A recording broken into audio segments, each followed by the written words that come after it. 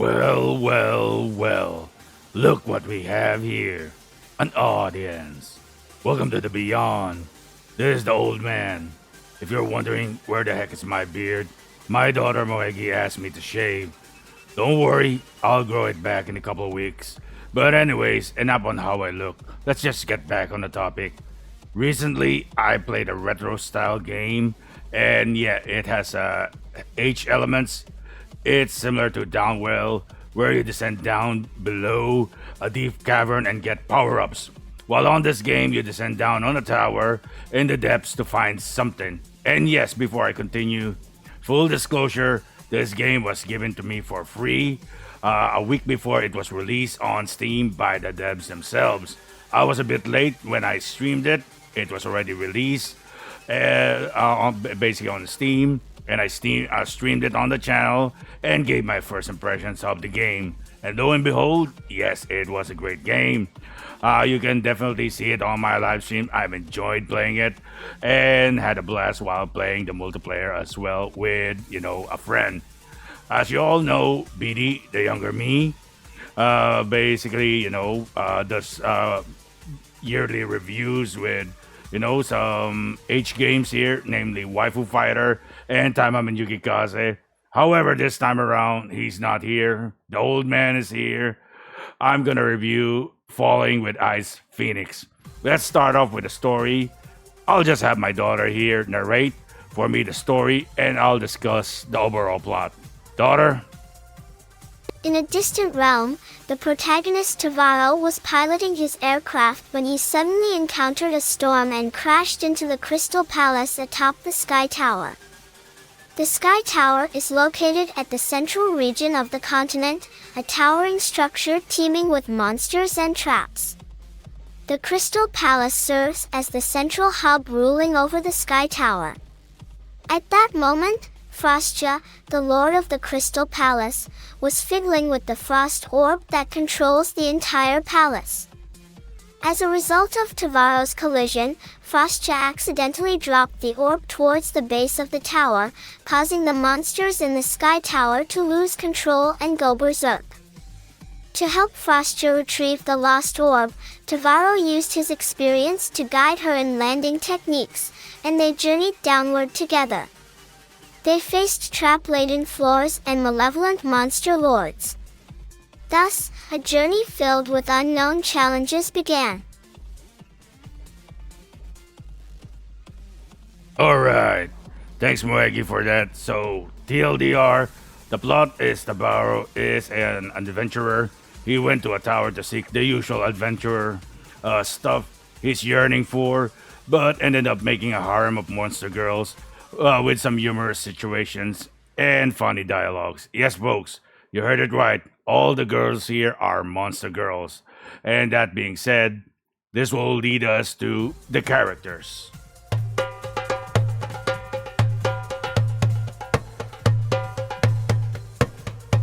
We'll start off with Frostia, the main girl.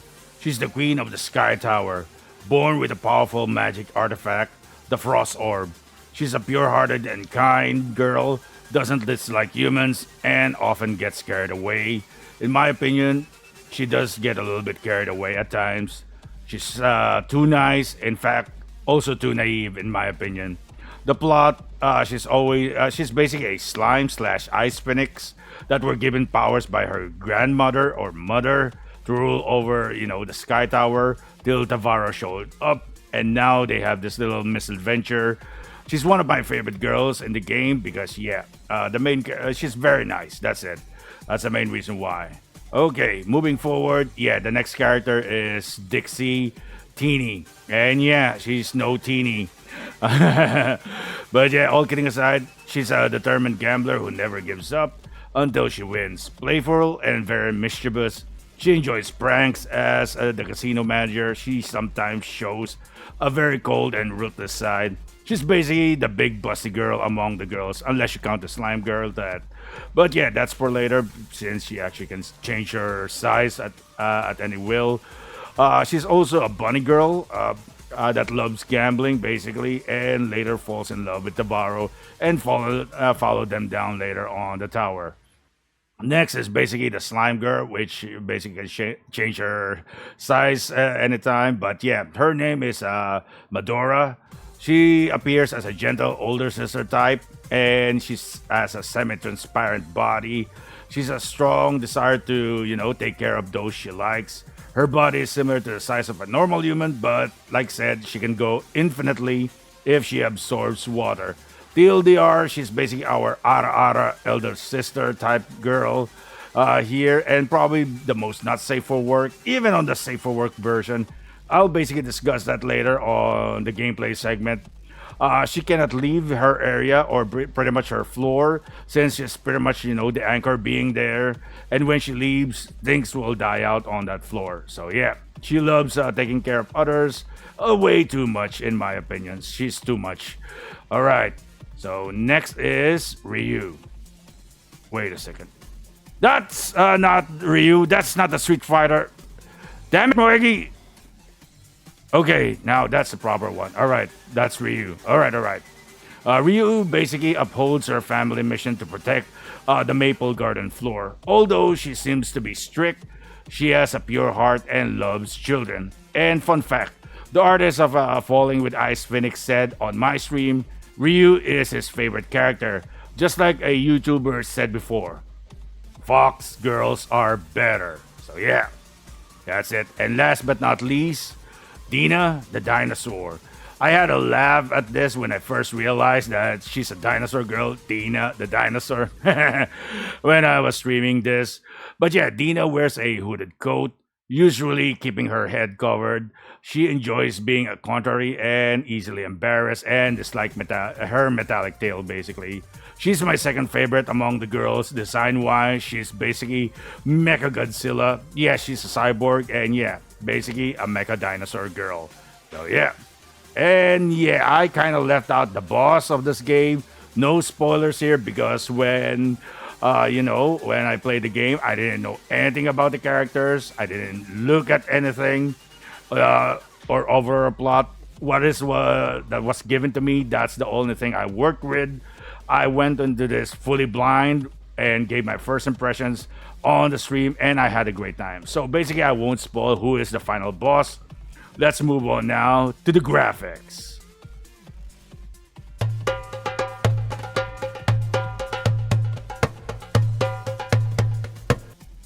As for the graphics department, it's your visual novel anime art style graphics with beautifully made characters in live 2D illustrations and with H animations as well. However, the background, namely these backgrounds like so, are AI generated using some tools. But, big but, all the other character illustrations, like said, live 2D H scenes, and pixel art and sprites are all handmade by the artists. And speaking of the pixel art sprites on the gameplay, if you like retro pixel art style, chibi basically, these characters will be right up your alley. There are also some Riona scenes if you lose to the stage. If you know, you know what is a Riona. That can be viewed in the gallery as well. And yeah, live 2D images and illustrations that are made by the artist with all his passion. And now, let's go on with the gameplay.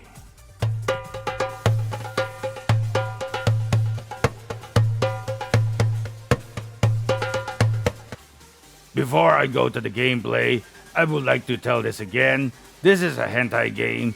There is a toggle on the main menu called Streamer Mode, where you can play the game with its safe for work version to censor the restricted content, so it's safe for streaming on any platform. This is a game that is very fast-paced, pixel art style platformer with action-packed gameplay elements featuring anime-inspired characters, like said, with some competitive elements. Like said earlier as well, it's similar to Downwell, where you actually go down on platforms and try to survive and fight bosses. You got a special ability called Blessing. The skill varies from character to character as well. Basically, that's your special move as well. You got a jump button as well, but limited also depending on the character. And a character has a super skill as well, where you use it against enemies or bosses. When you do finish the game, you are able to play as Dixie or Ryu on the main story to unlock more bonus stuff like CGI and basically, H scenes. There's also a multiplayer mode where you can play with friends competitively or just have some fun. So, yeah, that's pretty much it for the overall gameplay.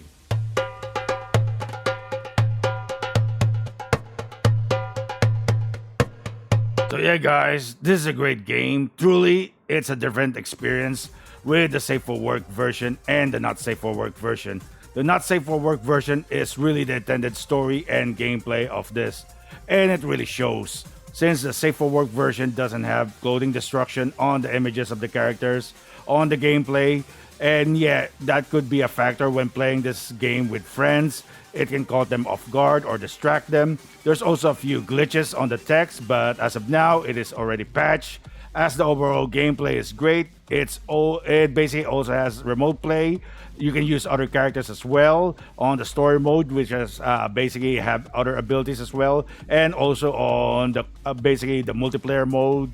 It's fully voiced on the Not Safe for Work version as well, which actually deepens the story of the characters of each girl. Also, the best thing about this is that all the waifus are likable, and the protagonist is not bland and generic. Tavaro is his own character and not a self-insert. I really like to see that in a protagonist of a story. The story has its moments of comedy, which is basically a lot. However, guys, when it's time to be serious, it becomes serious. I highly recommend this game. And it can be casual or challenging depending on your skill. If you're, for the hentai and story, play it for the Not Safe for Work mode to unlock the stuff easier with Frosta and the other two girls, namely Dixie and Ryu. Playing the Safe for Work mode doesn't unlock the Not Safe for Work scenes. So basically, Safe for Work mode is just basically made for streaming and for friends to enjoy the game as is, which is basically, for streaming, basically for friends. And the story is a little bit different. Just, there's a little bit of hints only that something happened, quote unquote, something happened. But yeah, that's pretty much it. So that's it for the review of Falling with Ice Phoenix, or should I say, Falling in Love with Ice Phoenix, aka Frostia. Because in the end of the day, it's a love story with vanilla scenes through and through. Thank you very much for the game, F Project and Eternal Alice Studios, and the game devs and the artists. I really appreciate you for sending me this game and for dropping by on my stream. And with that being said, take care, guys. Stay safe. Like, comment, subscribe for more anime and gaming content. And thank you very much to the members and subscribers of BellowD Gaming. You guys are all awesome. Till next time, this is the old man saying, peace out.